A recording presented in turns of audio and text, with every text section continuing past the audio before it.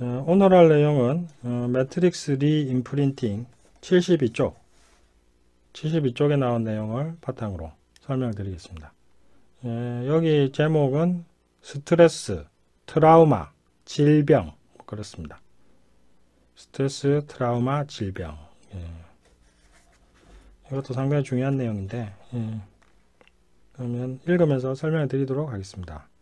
최근 수십 년간 스트레스는 우리가 사는 시대의 가장 큰 사망 원인 중 하나로 거론되고 있다. 서구 사회에서 거의 모든 사람들의 입에 오르내리는 얘기거리이다. 당신이 하루에 몇 번이나 스트레스에 대해 얘기하는지, 그리고 다른 사람들은 어떤지 주의를 기울여 보라. 그럼에도 불구하고 사람들은 종종 스트레스를 잘못 이해하며 원인을 제대로 파악하지 못하고 과소평가한다. 스트레스의 본질을 간단하게 정의하자면 우리가 처한 상황에 대한 부정적인 인식과 생각이 몸의 질병을 일으키는 것이다. 이번 장에서는 스트레스의 이면에 숨겨진 과학에 대해 살펴보기로 한다.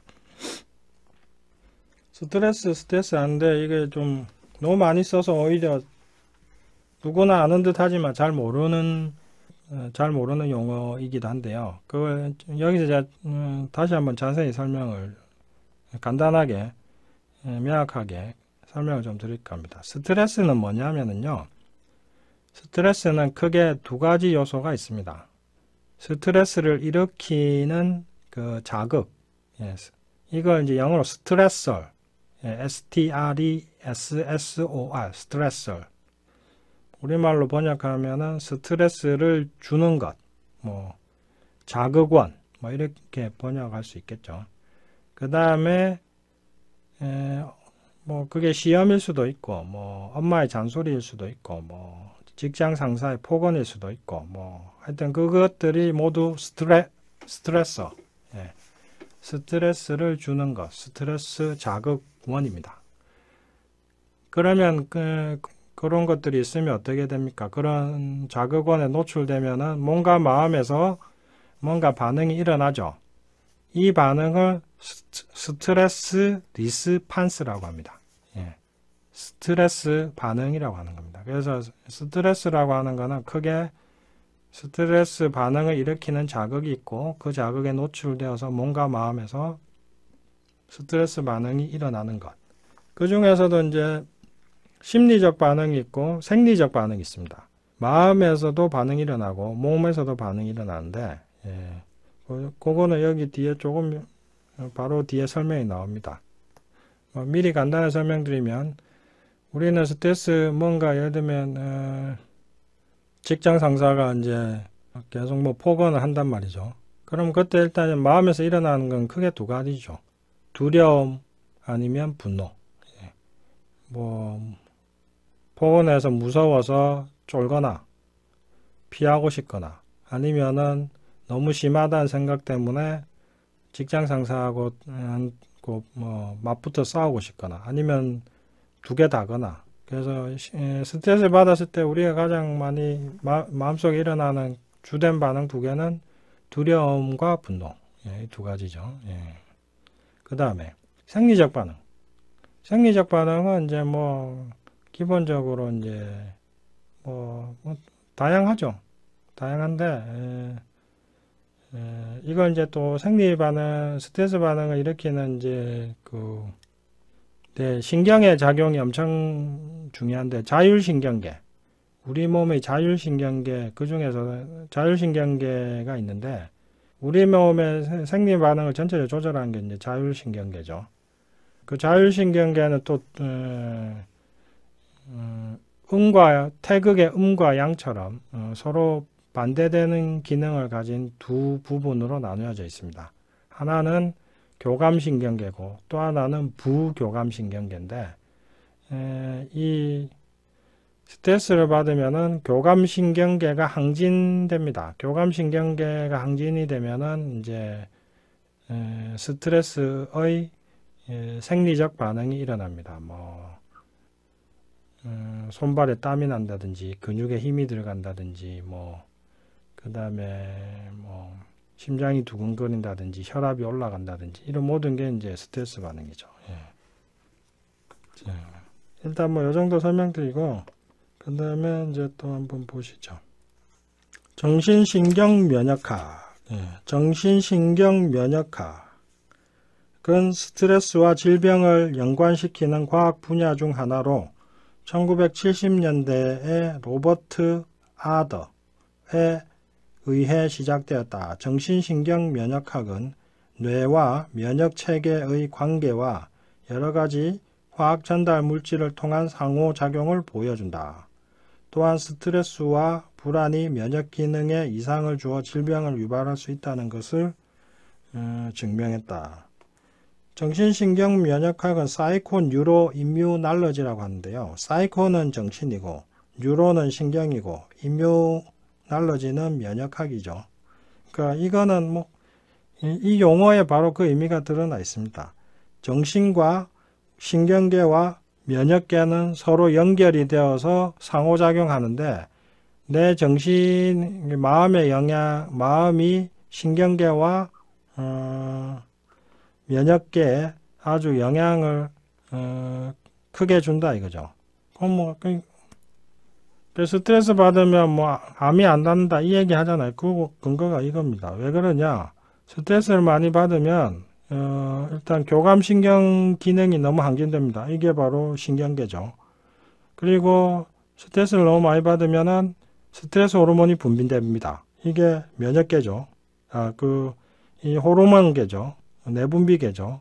근데 이 내분비 호르몬은 또 면역 세포들과 관련이 큽니다.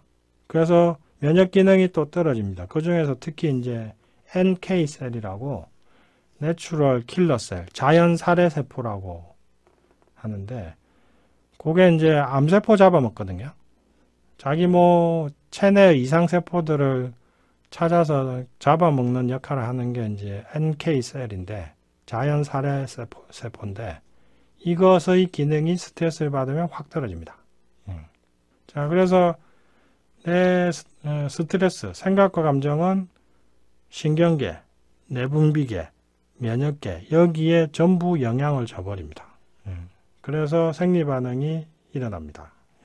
그걸 이제 정신신경 면역학이라고 합니다. 이 책이 이제 온갖 정보를 다 모아놔가지고 너무 간결하게 설명하다 보니까 그래서 어려워진 감이 좀 있습니다.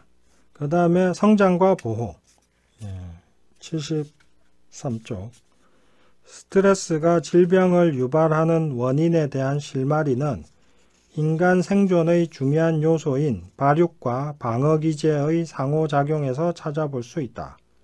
우리의 몸은 성장기 이후에도 매일같이 수십억에 달하는 세포를 새로운 세포로 대체한다. 뿐만 아니라 우리 몸에는 우리를 병원균으로부터 보호하고 주변 환경의 위험을 감지하고 반응할 수 있는 방어기제가 있다. 립튼 박사는 우리 몸의 발육과 보호기제가 동시에 최적의 상태에서 작용할 수 없다고 말한다. 자기를 위태롭게 하거나 생존에 위협이 되는 일이 세포의 조직과 장기의 재생보다 우선순위를 갖게 된다. 우리 몸은 먼저 보호하고 나중에 복구하도록 생화학적으로 프로그램되어 있다. 생존을 위해서는 지극히 당연한 일이지만 만약 잘못된 신념과 오해가 쌓여 잠재의식 속에서 실제로는 존재하지도 않는 환경의 위협이 존재한다고 감지한다면 어떻게 될까? 또한 스트레스와 트라우마의 결과로 방어기제가 멈추지 않고 지속되어 몸을 충분히 재생시킬 수 없게 된다면 어떻게 될까? 이 개념을 파악했다면 우리 몸이 상황을 잘못 인식하여 지속적인 스트레스를 받게 될 때 쉽게 병에 걸린다는 것을 이해하게 된다. 이것도 이건 무슨 얘기냐? 여기 우리 몸의 발육과 보호기제가 동시에 최적의 상태에서 작용할 수 없다고 말한다. 이게 무슨 얘기냐면요. 쉽게 설명드리면 이겁니다. 우리 몸이 스트레스 상태에 있다는 것은, 스트레스 반응 상태에 있다는 것은 어떤 의미냐면은, 비상대기 상태에 있다는 겁니다. 비상상태. 쉽게 말하면은, 계엄령이 내려진 상태, 아니면 전쟁 준비 상태라고 설명할 수 있습니다. 그래서 우리 몸에서는 항상 외부의 위협에 대비하기 위해서 항상 긴장하고 있습니다. 그래서 근육에 힘이 들어가고, 혈당이 올라가고, 혈당이 왜 올라가냐? 혈당이 우리 몸의 에너지거든요. 그러니까 혈당을 올려서 일단 이제 피 속에 혈당을 올려서 빨리 힘을 쓸 수 있게 만들어 주는 겁니다. 근데 문제는 뭐냐면은 비하면 이거와 같아요. 옛날에 뭐 중국사나 한국사를 보면은 남자들이 전쟁하러 가면 농사를 지을 수가 없죠. 똑같습니다. 전쟁하는데 에너지를 다 써버리고 물자와 에너지를 다 소모하기 때문에 농사 짓는 데는 인력도 물자도 없죠. 자, 예, 바로 그거와 똑같습니다. 비상상태에 대비하느라고 우리 몸의 모든 에너지는 이 스트레스 반응을 일으키는 쪽으로 다 쓰입니다. 그러다 보니까 우리가 그 세포를 재생시키고 세포를 증식시키고 세포를 해독하는 역할, 이것을 할 수가 없습니다. 예. 비상상태이기 때문에. 그러니까 당연히 어떻게 되겠습니까? 스트레스를 지속적으로 받으면 세포 재생, 세포 증식, 세포 해독이 안 되죠. 이것의 대표적인 예가 피부가 안 좋아집니다. 피부가 거칠거칠해지고, 여자분들 스트레스 많이 받으면 뭐 화장 안 받는다 이런 얘기 종종 하시던데, 그 왜 그러냐? 매일 세포가 재생되는 곳이 어디냐면은 대표적으로 피부입니다. 피부 이 표면인데, 피부 표피는 매일 세포가 날마다 이제 재생되고 벗겨지고 하는 곳이거든요. 근데 여기에 세포가 재생이 안 되니까 스트레스 많이 받으면 피부가 거칠해지고 윤택이 사라지고, 그죠? 그러니까 화장도 잘 안 먹겠죠. 그래서 스트레스 받으면 사람이 안 예뻐집니다. 몸에 노폐물도 차고 뭐 이런 지방도 축적되고 그럽니다. 비상 상황을 대비하기 위해서. 그래서 복부 비만도 잘 생기고. 자, 이건 그 얘기입니다. 한정된 인력이 전쟁하러 나가면 농사 못 짓잖아요. 똑같아요. 우리 몸의 에너지도 한정돼 있어요. 스트레스 받는 것도 그 일이거든요. 에너지 다 쓰고 나면 세포를 재생시키고 증식시키고 해독하는 데는 뭐 자원이 없습니다. 뭐 국가에서 전쟁이 일어나면 국가에서 전쟁하느라고 뭐 복지 쪽으로 쓸 재원이 없죠. 그거하고도 같습니다. 그 다음 또 나오네. 뿐만 아니라 세포는 위험을 감지하면 해독작용을 멈추게 된다. 이것은 단백질을 제대로 흡수할 수 없다는 것을 의미한다. 따라서 장기적인 투쟁 도피 반응은 우리의 건강을 세포 단위로 위협할 수 있다.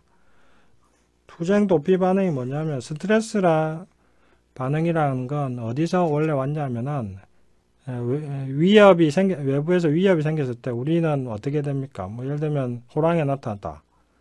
도망가야죠. 이거는 도피 반응이고, 그 다음에 적이 나타나서 나를 죽이려고 한다. 그럼 싸워야 되겠죠. 도망가지 못하면은. 그래서 스트레스 반응이라는 거는 우리가 위협에 처했을 때 도망가거나 싸울 수 있게 만들어주기 위해서 이런 스트레스의 생리적 반응이 일어난 거거든요. 그래서 스트레스 반응의 기본 목적은 잘 싸우고 잘 도망가게 할 수 있게 하기 위해서 이 몸에서 스트레스 반응이 일어나는 겁니다. 그걸 이제 투쟁 도피 반응이라고. 그래서 스트레스 반응을 투쟁 도피 반응이라고도 또 합니다. 이 사실은 만성 피로 증후군으로부터 회복하고 있던 사샤에게 큰 깨달음을 주었다. 그녀가 이 사실을 발견했을 때 갑자기 모든 것이 명백해졌다. 그녀는 잘못된 인식과 부정적인 믿음, 그리고 트라우마로 인해 지속적인 스트레스에 노출되어 있었고, 그로 인해 성장과 치유보다는 방어기제가 발동하고 있었던 것이다. 그녀가 아픈 것은 지극히 당연한 일이었고, 치유가 되지 않은 것도 당연한 일이었다. 잘못된 인식을 바꾸고 긍정적인 믿음과 트라우마를 해결하는 방법만이 그녀의 상태를 치유할 수 있었다. 자, 그 다음에 74쪽. 스트레스의 영향. 도대체 스트레스는 우리에게 정확히 무슨 영향을 줄까? 우리는 일반적으로 스트레스가 아드레날린을 만든다는 것을 이해하지만 대부분은 이것이 질병과 관계가 있다는 것을 어렴풋이만 알고 있지. 스트레스가 인식의 문제라는 것은 알지 못한다. 아드레날린은 신장 위에 붙어 있는 부신에서 분비되는 호르몬인데 스트레스를 받으면 이 아드레날린이 부신에서 분비가 됩니다. 이 아드레날린은 이제 한국말로 번역하면 부신피질 호르몬이죠. 아드리날이 부신이거든요. 리는 부신피질에서 분비되는 것. 그래서 부신피질 호르몬입니다. 말 그대로. 부신에서 분비되기 때문에. 유전자 속의 진이라는 책에서 도슨 처치는 스트레스를 유발하는 원인에 대해 다른 시각을 제공한다. 강도가 칼을 들고 쫓아오고 있기 때문에 당신의 몸에 아드레날린이 과분비될 수 있다. 아드레날린은 또한 구체적인 자극 없이 일주일 뒤에 일어날 일에 대한 생각 때문에 과분비되기도 한다. 아직 일어나지 않은 일이고 아예 일어나지 않을지도 모르는 일인데도 말이다. 당신이 세상을 바라보는 관점이 몸의 스트레스 반응을 일으킬 수 있다. 한 예로 사람들이 지각할 때 보이는 태도를 생각해 보자. 어떤 사람들은 반드시 약속 시간 30분 전에 도착해야 직성이 풀린다. 그렇지 않으면 패닉이 오게 된다. 사샤 역시 이 부류에 속하는 사람이었다. 어떤 사람들은 무엇이든 시작하기 직전에만 오면 된다. 하지만 늦으면 당황한다. 그 중에는 1분 1초의 오차도 없이 제 시간에 일을 시작해야 하는 사람들도 있다. 이들은 정확한 시간에 도착하기 위해 차 밖에서 추위를 견디며 기다릴 수 있는 사람들이다. 그리고 항상 지각하는 사람들이 있다. 이 사람들은 크게 세 부류로 나눌 수 있다. 하나는 늦은 것에 유난을 떨면서 스트레스와 창피함을 얼굴 밖으로 드러내는 사람들이다. 다른 하나는 얼굴을 붉히며 조용히 들어와 창피함을 내면화하는 사람들이다. 마지막으로 아주 드물게 어떤 시간에 도착하든지 느긋하게 들어오는데 아무런 갈등을 느끼지 않는 사람들도 있다. 늦으면 늦는 거지. 그게 뭐 어때서? 누가 상관하는데. 사샤의 파트너는 이런 사람들 중에 하나였다. 흥미로운 것은 사샤는 늘 그가 자신을 더 닮아야 한다고 생각했다. 그가 늦을 때 다른 사람들이 그에 대해서 어떻게 생각하는지 더 신경이 쓰이도록 말이다. 그녀는 아프고 그는 건강한 것은 당연했다. 하지만 그녀가 이 사실을 깨닫기까지는 시간이 걸렸다. 늦어서 욕 듣는 것에 대한 두려움을 의미하는 거죠. 그래서 사샤는 맨날 스트레스를 받았는데 자기 아는 사람 안 그렇더라 이거죠.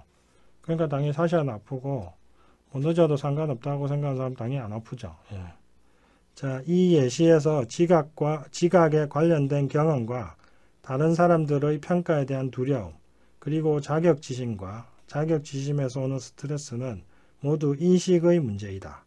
이 인식이 가져오는 스트레스 반응에는 어떤 것들이 있을까? 우리가 스트레스를 받을 때 몸에 어떤 일이 일어나는지 알아보자. 이 인식의 문제다. 이건 중요한 건데요. 상황 자체가 아니라 그 상황을 내가 어떻게 인식하느냐가 문제다 이겁니다. 똑같이 지각하는 건데 똑같이 시간 맞춰 가는 건데 뭐 늦으면 사람들이 다 나를 욕할 거야, 뭐 큰일 날 거야, 끝장날 거야 이렇게 생각하는 사람하고 뭐 한 번 뭐 어쩌다 한 번 늦는 건데 뭐 어때, 뭐 어쩔 수 없는 거지 뭐 이렇게 생각하는 사람하고 상황은 똑같단 말이죠. 앞에 사람은 뭐 늦으면 뭐 한 번이라도 늦으면 큰일 나고 죽을 것처럼 생각하고 뒤에 사람은 뭐 10번 중에 한 번 정도 늦는 건데 뭐 이거 뭐 어쩔 수 없이 차가 막혀서 그런 건데 뭐 어떡해 이렇게 생각한단 말이죠. 이 차이가 바로 스트레스의 차이가 된다 이거죠. 이제 아시겠죠? 예. 그리고 이 차이는 뭐냐? 상황은 동일합니다. 똑같이 시간 맞춰가는 거는 동일한데 거기에 대해서 자기가 어떤 식으로 생각하느냐, 인식하느냐 이게 스트레스가 된다 이거죠. 그게 바로 이제 인식의 차이가 스트레스를 만든다. 인식이 스트레스다. 그 얘기입니다. 예. 그 다음에 75쪽 또 소제목 시상하부 뇌하수체 부신축 이것도 이제 의학에서는 엄청 중요한 건데요. 읽으면서 설명을 드리도록 하겠습니다. 우리 몸은 시상하부 뇌하수체 부신 이건 이제 영어로 HPA라고 합니다. HPA라고 하는데 부신축이라고 알려진 신경 내분비계를 통해서 스트레스에 반응한다. HPA 축은 체온, 소화, 기분, 성, 에너지 소모와 면역 체계를 포함한 다양한 신체 과정을 조절한다. 또한 우리 몸의 스트레스, 트라우마와 부상에 대한 반응을 조절하는 데 주된 역할을 한다. HPA 축은 뇌의 호르몬 조절 경로이다. 면역 체계가 내부 병원균으로부터 우리를 보호하는 반면 HPA 축은 외부 위협으로부터 우리를 보호한다. HPA 축이 활성화되면 면역 체계가 억압되기 때문에 HPA 축이 지속적으로 활성화되면 면역력에 해가 되고 건강이 악화된다. 여기까지 하고 이제 설명 좀 드리면 시상하부 뇌하수체 부신축 HPA 축이 뭐냐면 시상하부는 뇌에 있습니다. 뇌하수체도 뇌에 있습니다. 부신은 신장 위에 붙어 있습니다. 시상하부 뇌하수체는 신경계고 부신은 호르몬계에 들어가죠. 이건 뭐냐면 우리가 스트레스를 받으면 시상하부에서 뇌하수체로 명령을 내립니다. 스트레스 지금 뭔가 위험하니까 스트레스 호르몬을 분비해라.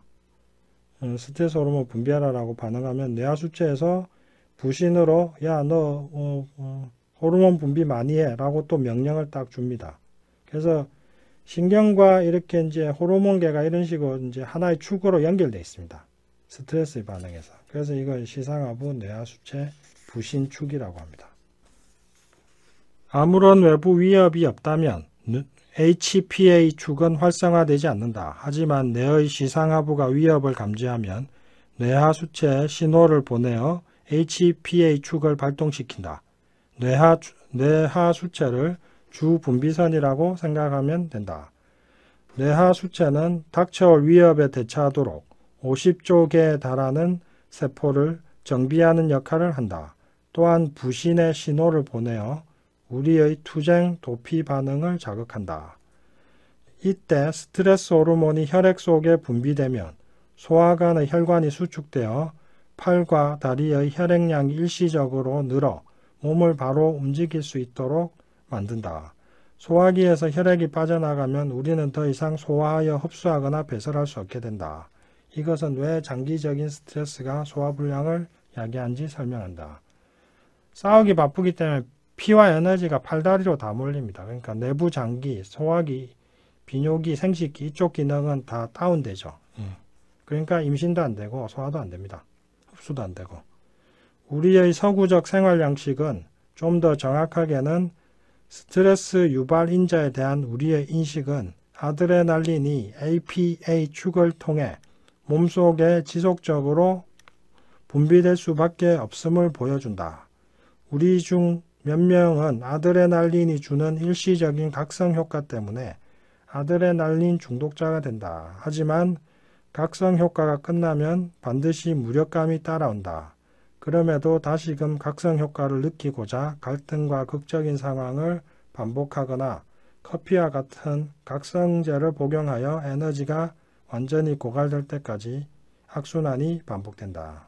이건 무슨 얘기냐면은 이 스트레스 호르몬을 자극하는 호르몬 역할을 하는 게 바로 커피 같은 카페인입니다. 카페인이 이제 그 부신피지 호르몬이 많이 분비되도록 일시적 자극하는 역할을 하거든요. 그래서 이게 각성제가 됩니다. 이건 그 얘기입니다. 근데 이걸 자꾸 써버리면은 적당히 써야 되는데 이 부신피지 호르몬이 고갈돼 버립니다. 그러면 나중에 커피를 아무리 마셔도 그냥 맹해집니다. 그걸 이제 부신피로증후군이라고 하는데, 부신피로증후군은 뭐냐면은 부신피지 호르몬 아드레날린을 너무 많이 써가지고 항상 스트레스를 계속 받는 상태로 계속 있다 보니까 이것도 자꾸 받으면 고갈되거든요. 고갈되면 어떻게 되냐? 무기력이 됩니다. 그게 이제 아침에 일어날 때 스트레스 호르몬이 많이 분비돼요. 왜냐면 하루 일과를 준비하기 위해서.